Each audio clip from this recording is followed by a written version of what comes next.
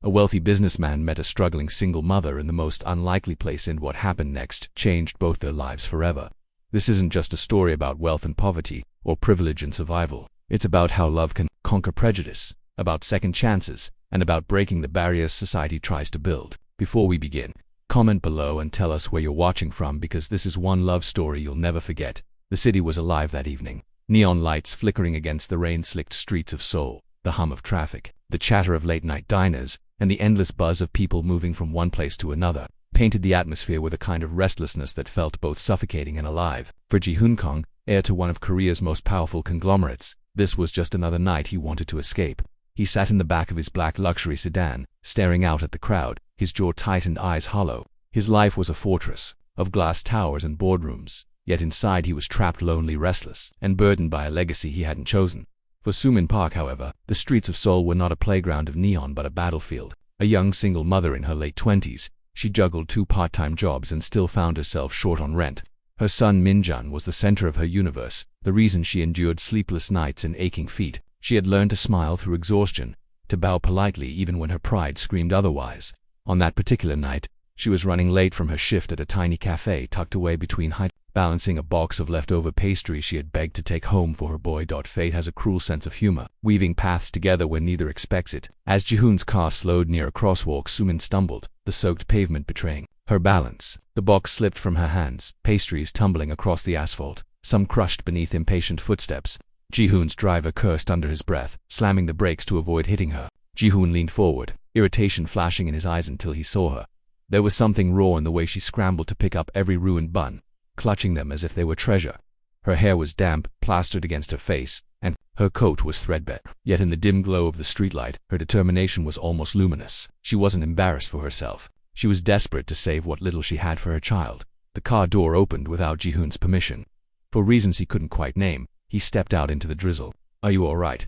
His voice, deep and polished, startled her. She looked up, her eyes meeting his, wide with alarm. She bowed quickly, her hand still clutching the ruined bread. I'm fine. I'm sorry, sir. I shouldn't have. Why are you apologizing?" he interrupted, his gaze flicking to the pastries. They were barely edible now. Something inside him twisted. She straightened, forcing a polite smile. "Because accidents like this are my fault, always." Her words carried no bitterness, only resignation. Ji-hoon studied her, struck by how different she was from the women he usually encountered, the ones who dressed in silk, who smiled with agendas hidden beneath every word. This woman radiated something he couldn't define, something both fragile and fierce. That night should have ended there. He could have turned away, returned to his sterile world, and forgotten the woman with the ruined bread. But as fate would have it, it didn't end. 2 days later, Ji-hoon's assistant handed him a schedule for an upcoming corporate charity event. The venue, a luxury hotel ballroom, the catering outsourced, with part-time waitstaff hired to fill gaps. Ji-hoon had little interest in philanthropy. He saw these events as theater, not genuine compassion. Yet as he stepped into the grand room, chandeliers glittering overhead, his eyes froze on a familiar face. Su-min, dressed in a modest uniform, balancing a tray of champagne glasses with shaking hands. She moved through the crowd with quiet grace. For a moment, Ji-hoon wondered if he had imagined her, but then her gaze flicked upward and recognition jolted across her features. Her lips parted slightly, surprise softening her composure, before she quickly looked away, lowering her head, as though embarrassed to exist in his world. An unexplainable pull urged him closer. He found himself watching her from the edges of the room, ignoring investors who tried to engage him, ignoring even his father's calculating eyes. Something about her, the way she worked tirelessly, the way she carried herself despite the weight she bore, chipped at the icy walls around his heart. Yet the gulf between them was undeniable. She was a single mother scraping for survival. He was a billionaire with an empire at his feet. To cross that line was to invite chaos. And yet, when one of the wealthy patrons snapped at Sumin for accidentally spilling a drop of champagne, Ji-hoon's chest tightened. The man's scolding was loud, cruel, humiliating. He saw Sumin bow repeatedly, apologizing with tears she tried desperately to hide. And before he knew it, Ji-hoon intervened.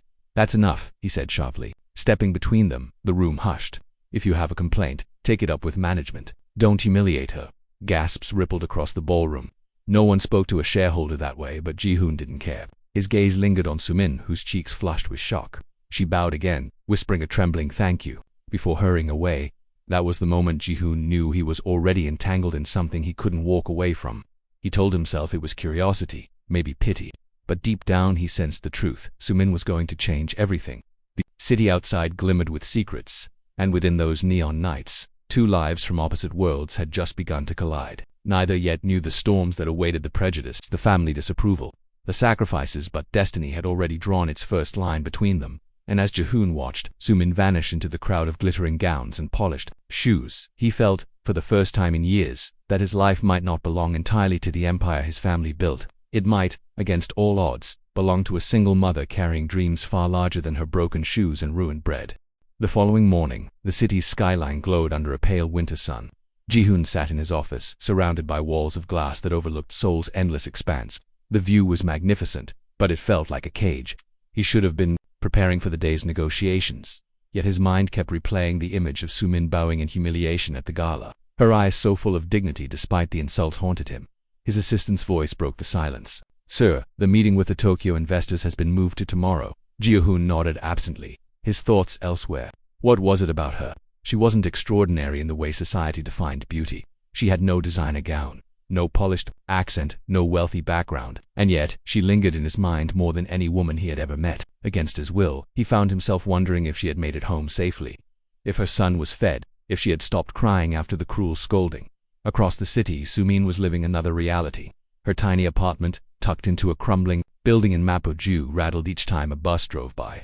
She had woken before dawn to pack a simple lunch for her son, minjo and rice, a boiled egg, and the least bruised apple from a discounted crate. She had whispered encouragements into his ear as she walked him to school, reminding him to study hard, to ignore the teasing from classmates who noticed his worn shoes dotted work in the cafe. She tried to bury the memory of the gala, that man Ji-hoon, had he defended her. Men like him didn't notice women like her.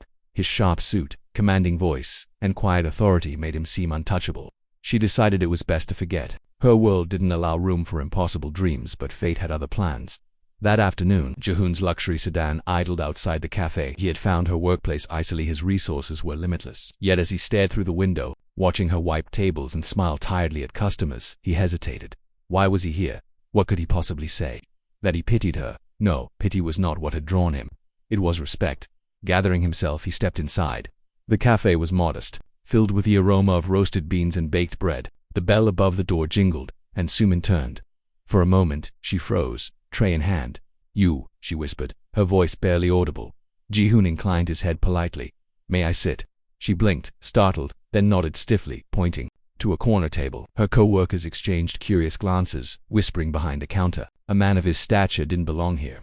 Among chipped mugs and flickering light bulbs, when she approached his table, notebook in hand, she asked cautiously, "What would you like to order?"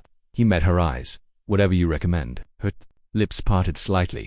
Most customers barely noticed her, let alone asked for her opinion. Clearing her throat, she suggested the caramel latte and a slice of walnut bread. He agreed without hesitation as she brought the items to his table. She couldn't resist asking, "Why are you here?" His reply was simple, "To thank you." "For what?" she asked, confused.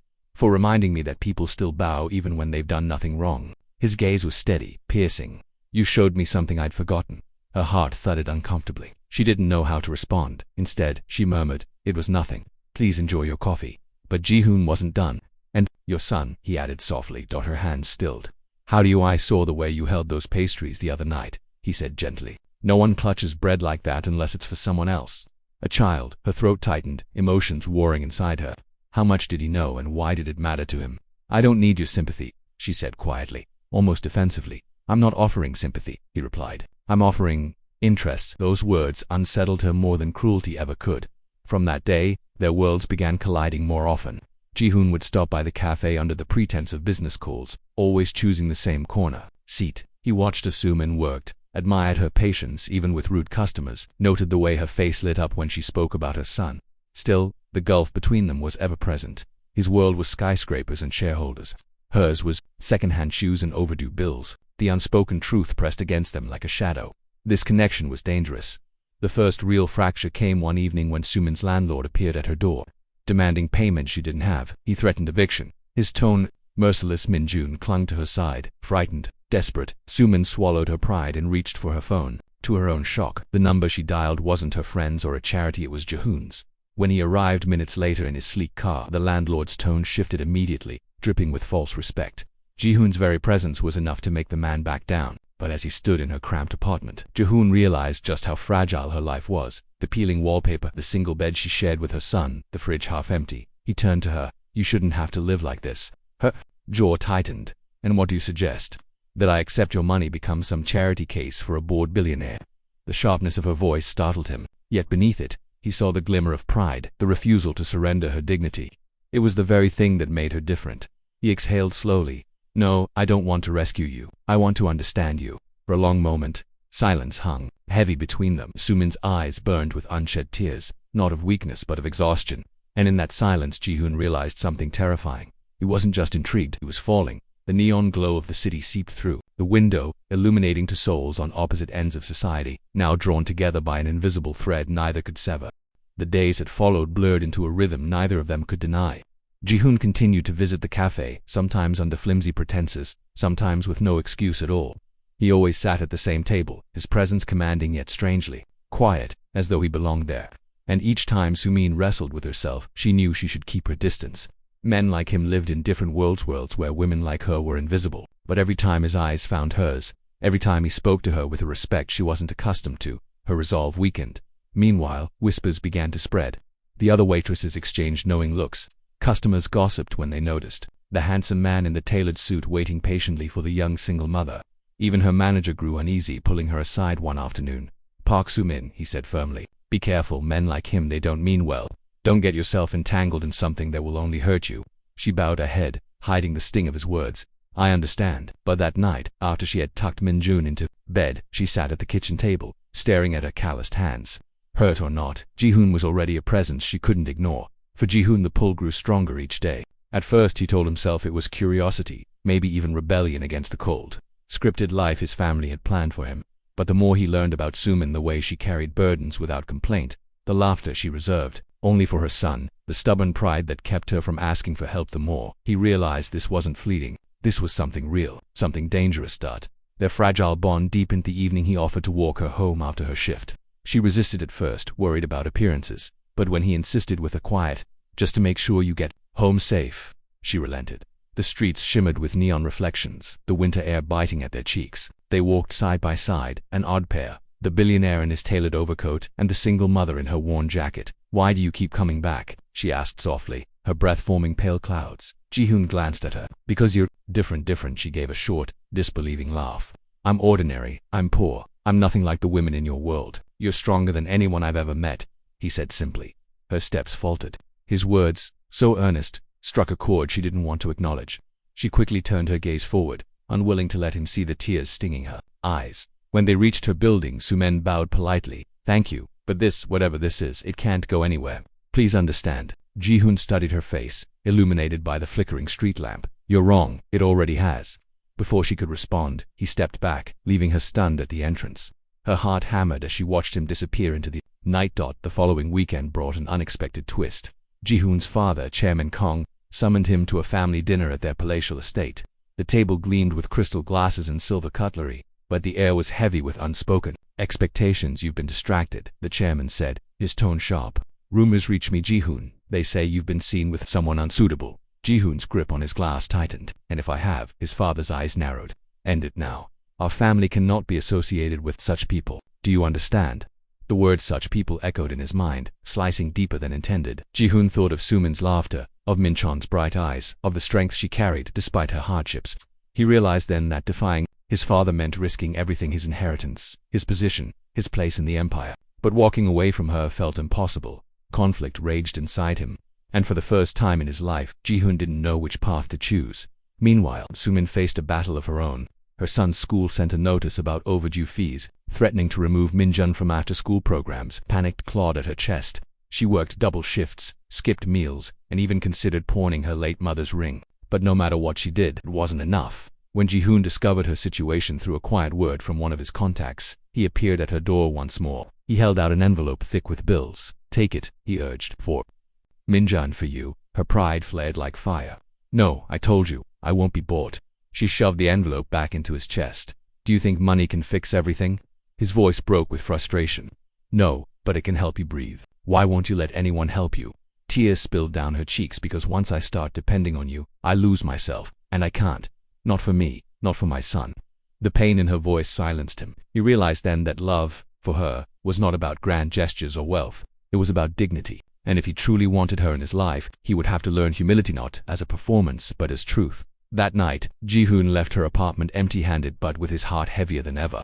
He sat in his car, staring at the rain streaking down the windshield, and whispered to himself, "I don't want to save her. I just want to be worthy of her." Outside, the city pulsed with noise, but within those neon veins, two souls were quietly rewriting the fate society had handed them.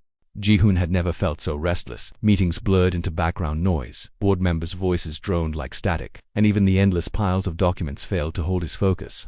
He was a man groomed to conquer markets, yet now he found himself conquered by something intangible, by the image of a single mother who had refused his help. Meanwhile, Sumin fought her own storms. Each day was a balancing act between her shifts at the cafe, her son's needs, and the relentless pressure of bills. Yet in quiet moments, when Minjun was asleep and the city lights flickered through the cracked blinds, she caught herself thinking of Ji-hoon's words, of the way his eyes softened when he looked at her. She scolded herself for it. Love, she reminded herself, was a luxury she could not afford, but fate was determined to pull them closer. One rainy evening, as thunder rolled across the sky, Minjun fell ill. His small body burned with fever, his breathing shallow. Panic surged through Sumin as she tried to lower his temperature with cool cloths, whispering reassurances she barely believed. She had no money for a proper doctor, just a small neighborhood, a clinic that often turned patients away if they couldn't pay up front. Desperation overcame her pride. With trembling hands, she dialed Ji-hoon's number. He answered on the second ring, his tone immediately alert. "Sumin," her voice cracked. "It's Minjun. He's burning up." "I don't know what to do." "I'm coming," Ji-hoon said, no hesitation in his voice. Minutes later, his car roared through the storm. When he arrived at her building, he barely noticed the rain soaking his suit as he carried Minjun gently in his arms. The boy whimpered, his tiny hand clutching Ji-hoon's sleeve. Without wasting a second, Ji-hoon rushed them to the best hospital in Seoul. Doctors and nurses scrambled as soon as they recognized Ji-hoon Kong. Doors opened, treatments were administered, and within an hour, Minjun was resting peacefully, his fever under control. Sumin sat at her son's bedside, tears streaming down her face. She turned to Ji-hoon, her voice trembling. Why would you do all this for us?" He looked at her, rain still dripping from his hair. "Because you matter to me. He matters to me. And I don't care what anyone thinks." Her heart lurched. For the first time, she saw past the polished exterior of the billionaire and glimpsed the man beneath, the man who longed for something real, something untainted by power and wealth. But as their bond deepened, the world around them grew sharper. In its disapproval, news of Ji-hoon's frequent visits to a modest neighborhood began to circulate in elite circles. Rumors whispered through cocktail parties and boardrooms, twisting the truth into scandal. And when Chairman Kong confronted him again, this time the fury was unmistakable. "You've disgraced us," his father thundered, slamming a hand on the desk. "That woman will ruin everything. End it now, or I will cut you off." Ji-hoon's jaw tightened. "Then cut me off." The silence that followed was heavy, broken only by the elder Kong's bitter laugh. "You'd throw away an empire for her." "I'd throw away an empire for something real," Ji-hoon said firmly. That night, he drove straight to Su's apartment. She was startled to see him, his face pale but resolute. "What happened?" she asked, concern etched on her features. "I told my father the truth," he said quietly, "that I won't give you up." Her eyes widened, fear and longing clashing in her chest. "Ji-hoon, you don't understand. Loving me will cost you everything." He stepped closer, his voice unwavering. "Then let it cost me. Because living without you isn't living." Tears welled in her eyes. She wanted to believe him, to surrender to the warmth blooming inside her chest, but the weight of reality pressed down like iron. She couldn't risk dragging him into her world of hardship, nor could she risk exposing her son to the cruelty of his daughter. As if sensing her inner turmoil, Minjun stirred in his sleep, murmuring softly. Both of them turned to the child, and in that fragile moment, Ji-hoon reached for Sumin's hand. Her fingers trembled, caught between resistance and surrender. The warmth of his touch made her heart ache, yet fear whispered that this could only end in heartbreak. Outside, the storm subsided, leaving the city washed clean. But within those four walls, a new storm was just beginning, one of love, sacrifice, and impossible choices. The days after Min-chen's illness brought a fragile calm, but it was a calm laced with tension. Ji-hoon visited the small apartment often, bringing groceries, medicines, and even small toys that made the boy's eyes sparkle. Each time Sumin protested, but her protests grew weaker as she saw the joy he brought her son. Still, she couldn't silence the voice inside her that warned of the storm ahead. Rumors were spreading faster than wildfire. She heard it from her manager at the cafe, who whispered that customers had begun gossiping about her secret relationship. Even her neighbors eyed her with suspicion, some with envy, others with disdain, but Ji-hoon seemed immune to it all. One evening, as he helped Minjun with a puzzle on the small kitchen table, Sumin stood watching, her heart conflicted. The sight of the powerful billionaire crouched beside her child, smiling patiently as the boy placed each piece, stirred something deep inside her. It was a glimpse of the family she had always dreamed of but never thought she could have. When I finally fell asleep, Ji-hoon stayed behind. The silence between them was heavy, charged with emotions they hadn't dared to voice. "You should stop coming here," Sumin said softly, her eyes fixed on the floor. Ji-hoon turned toward her, startled. "Why?" "Because it's not safe," she whispered. "For you, for Minjong, for me. People are talking." "Your family, I don't care what they say," he interrupted, his voice fierce. "I don't care about the empire or the gossip. All I care about is you." Her eyes filled with tears. "But I care. I can't let you destroy everything for me." He stepped closer, his hand hovering near hers. "You're not destroying me, you're saving me." Their eyes met, the tension between them snapping like a taut string. Slowly, as if drawn by an invisible force, he closed the distance. Their lips brushed a tentative, trembling kiss that spoke of longing and fear. In equal measure, for one heartbeat, the world outside ceased to exist. But, just as quickly, reality intruded. Sumin pulled back, her face pale. "This can't happen," she murmured. "Not like this." Ji-hoon's chest ached, but he didn't press further. He knew her walls wouldn't crumble overnight.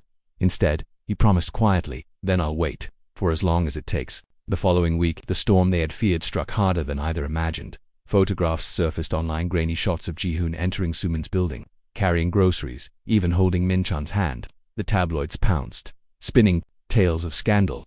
Headlines screamed about the heir to Kong Group and his secret affair with a single mother. The fallout was immediate at the company. Whispers filled every corridor. Investors demanded explanations. Ji-hoon's father exploded with rage, threatening to strip him of his position and inheritance. "You are throwing away generations of honor for a woman beneath you," the chairman roared, and poor Sumin was the one who bore the cruelest blows. Customers sneered at her in the cafe. Neighbors whispered insults loud enough for her to hear, and even other mothers at Min-chan's school began to distance themselves. She endured it silently, but inside, her heart cracked under the weight. One night, after walking home through streets littered with cruel posters mocking her name, she found Ji-hoon waiting at her door. His face was grim, jaw clenched. "Pack a bag," he said urgently. "Come with me. I won't let them hurt you." Her eyes widened. Ji-hoon, "No, yes," he insisted. "I have the means to protect you. I won't stand by while they tear you apart." But Sumin shook her head, tears streaming down her cheeks. "Don't you see? This is exactly why we can't be together. I can endure hardship for myself, but not for Minjong. He deserves peace. He deserves a life without scandal." Her words pierced him deeper than any insult his father had ever hurled. For the first time, Ji-hoon felt the sharp terror of losing her, not to pride, not to gossip, but to her own selflessness. As the night pressed in around them, the neon lights casting fractured colors through the rain-streaked window, Ji-hoon realized he was standing on the edge of a battle that would either break him or finally prove that love could triumph over everything. And with every fiber of his being, he knew he could not let her slip away. The scandal refused to fade. Each day brought new headlines, new whispers, new photographs meant to humiliate. Sumin tried to shield her son from it, but even little Min-jen noticed the changes. "Ma," he asked one evening, tugging at her sleeve, "why are people saying bad things about you on the TV?" Her heart shattered, but she smiled bravely, pulling him close. "Because they don't know the truth, my love. And sometimes, people are afraid of what they don't understand." Meanwhile, Ji-hoon faced his own crucible. The board demanded his removal from upcoming projects, citing personal distractions. His father called emergency meetings, his voice like thunder as he berated his son for tainting the Kong legacy. But Ji-hoon's defiance grew stronger with every attempt to break him. For once, he wasn't fighting for power or wealth, he was fighting for love still. He knew Sumin was retreating. She answered his calls less often, found excuses not to see him. One rainy night, when he finally confronted her outside the cafe, she confessed in a trembling voice, "I can't do this anymore. Minjong is being teased at school. My neighbors call me names. Your world is crushing us." Ji-hoon's chest tightened, rain dripping down his face. "Then let me take you out of it. Come with me, I'll protect you both." She shook her head, eyes glistening with tears. "I don't need a savior. I need a life I can live with dignity. And right now, I'm losing that." He reached for her hand, but she pulled away, vanishing into the night with her umbrella trembling in the storm. The following week, Ji-hoon's father escalated the battle. Invitations to Sumin's workplace mysteriously dried up, suppliers cancelled orders, and her landlord suddenly demanded she vacate her apartment. It was clear Chairman Kang was pulling strings to force her out of Ji-hoon's life. Yet even as the world cornered her, Sumin's spirit refused to break. She found another cafe job farther from home, worked longer hours, and doubled her efforts to give Minjong stability. But every night, alone in the small apartment, her heart ached for the man who had once carried her son through the rain and whispered promises she wanted desperately to believe. For Ji-hoon, the breaking point came when he discovered his father's machinations. He stormed into the Kong estate, his voice echoing through the marble halls. "You can destroy my career. You can strip me of my name. but you will not touch her, not her, and not her child. The chairman's fury was volcanic. If you walk away now, you walk away from everything. I'd rather walk away from everything than live a life without meaning, Ji-hoon shot back. He left the mansion that night with nothing but his conviction. For the first time in his life he was free not in wealth, but in choice. That freedom led him straight to Sumin's doorstep. His clothes were simple now, his car traded for a modest sedan. When she opened the door, her eyes widened at the sight of him. He looked tired, worn, but more human than ever. "What are you doing here?" she whispered. "I left it all," he said. "The money, the company, the legacy, none of it matters without you." Her hands shook, torn between relief and terror. "Ji-hoon, you can't just throw away your world for me." He stepped closer, his voice raw. "I didn't throw it away. I chose you. And if I have to start from nothing, I will. Because with you I finally understand what living means." The walls she had built began to crumble. Tears streamed down her cheeks as she whispered, "Why would you do this for someone like me?" He cupped her face gently, his thumb brushing away her tears. "Because you're not someone like you. You're the only one." For the first time, she let herself fall into his embrace, her heart thundering as their lips met with all the fire of suppressed longing. It was not the cautious kiss of before, but one charged with defiance, passion, and the promise of a shared future. Yet even in that moment of surrender, danger lingered. The world would not easily forgive a billionaire's heir who abandoned his empire for a single mother. And as neon lights glimmered through the rain-soaked window, both knew their greatest battles were still ahead against society, against prejudice, and against the scars within themselves. But for the first time, they would face it together. The fallout from Ji-hoon's decision was immediate and brutal. Newspapers branded him a disgrace, a fallen prince who had squandered the Kong Empire. Former friends avoided his calls, business partners severed ties, and the world that had once bowed at his feet now turned its back. Yet Ji-hoon felt strangely lighter, as if shedding the golden chains of wealth had finally allowed him to breathe. But for Sumin, the burden grew heavier. Every day brought new whispers, neighbors pointing, parents at Min-chen's school murmuring. Behind cupped hands, she tried to shield her son, but children repeated what they heard at home. And soon Min-jun came home in tears. "Why don't they like us, Irma? Did I do something wrong?" he asked one night. Sumin hugged him tightly, her heart breaking. "No, my love, you did nothing wrong. Sometimes people hate what they don't understand, but we'll get through this together."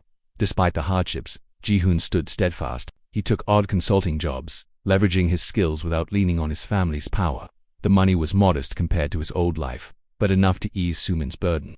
She saw him washing dishes in her tiny sink, carrying groceries up the stairs, helping Min-jen with homework, and she realized he meant every word he had spoken. He had chosen them, yet outside forces refused to let them be. One evening, Sumin's cafe manager called her into the office. His face was pale, his tone reluctant. "I'm sorry, Sumin, we've received too much pressure. Customers are boycotting, suppliers are backing out. We can't keep you here anymore." Her world crumbled. She left the cafe with trembling hands, wondering how she would keep the roof over Min-shun's head. That night, she sat at the table with unpaid bills scattered before her. Ji-hoon reached across, taking her hands in his. "Marry me," he said suddenly, his voice firm. Her head snapped up. "What? Marry me. Let me make this official. Let me protect you. Protect Min-jen not as charity, not as pity, but as family." Her eyes filled with tears. "Ji-hoon, I can't let you ruin your life even more because of me." He shook his head. "You're not ruining it. You're saving it." "I've never been more certain of anything." She wanted to believe him, but before she could answer, a sharp knock rattled the door. When she opened it, Minesio stood there, elegant, furious, dressed in a designer coat that dripped with disdain. Minesio had been Ji-hoon's childhood friend and the woman his father had once intended for him to marry. Her eyes narrowed at Sumin before cutting to Ji-hoon. "So it's true. You've thrown everything away for this." Ji-hoon's shoulders tensed. "Minesio, leave." But Minesio pushed. Inside, her voice sharp as a blade. "Do you have any idea what you're doing? Your family's reputation is in ruins. The Kong name is a joke, and all for a woman who brings nothing but scandal." She turned to Sumin, her words venomous. "You should be ashamed. Do you really think someone like you belongs by his side?" Sumin flinched, but before she could respond, Ji-hoon stepped between them. His voice was low but seething with conviction. "Enough. If you came here to insult her, get out." Minesio's eyes flashed with hurt and rage. "You'll regret this, Ji-hoon, one day. She'll drag you down so far you'll never recover." She stormed out, slamming the door behind her, leaving a heavy silence in her wake. Sumin's hands trembled as she whispered, "She's right. I'll only bring you pain." Ji-hoon turned to her, his gaze unwavering. "No, she's wrong. You're the only thing that makes this pain worth enduring." Sumin's tears fell freely, her heart caught between fear and hope. For the first time, she realized she wasn't, if just fighting for survival anymore. She was fighting for love. And as the neon city glowed outside, their lives stood on the edge of a choice that would define everything. The city lay bathed in gold as the sun dipped behind the skyline. the Han River shimmering with flecks of light. For days after Minesio's intrusion, Sumin wrestled with doubt, torn between the life she had built from scraps and the future. Ji-hoon insisted they could share. Her heart ached with the weight of it. She feared dragging him deeper into ruin, yet she also feared the emptiness of a world without him. Ji-hoon, meanwhile, had grown quieter, but not weaker. Each day he worked tirelessly, taking small jobs, proving to himself and to her that he could survive without the Kong Empire. And every evening he returned to her side, not with grand gestures, but with the steady presence of a man who refused to leave. One evening he found her on the small balcony of her apartment, overlooking the river. The air was cool, tinged with the scent of spring. She stood there with her arms folded, her face caught between worry and longing. He stepped out beside her, the city's hum wrapping around them. For a long moment, they said nothing.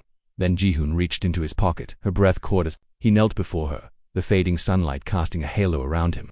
In his hand was not a diamond ring fit for a billionaire, but a simple gold bandplane, unadorned and impossibly beautiful in its honesty. "Sumin," he said, his voice raw, "I don't have an empire to give you. I don't have the approval of society or the blessing of my family. All I have is myself and everything I am. I want to give to you in Minjan. Will you marry me?" Tears welled in her eyes, spilling freely as she covered her mouth with trembling hands. The city lights began to flicker on, one by one, like stars awakening in the dusk. "You gave up everything," she whispered, her voice breaking. "Why would you still choose me?" He looked up at her, his gaze unwavering. "Because you are everything. You and Min Jr., my family, my home, my future, and I would rather live simply by your side than richly without you." Her heart, so long guarded by fear and pride, finally gave way. She sank to her knees, throwing her arms around him, sobbing into his shoulder. "Yes," she cried. "Yes, Ji-hoon, I'll marry you." As their embrace tightened, Min-jun shuffled sleepily onto the balcony, rubbing his eyes.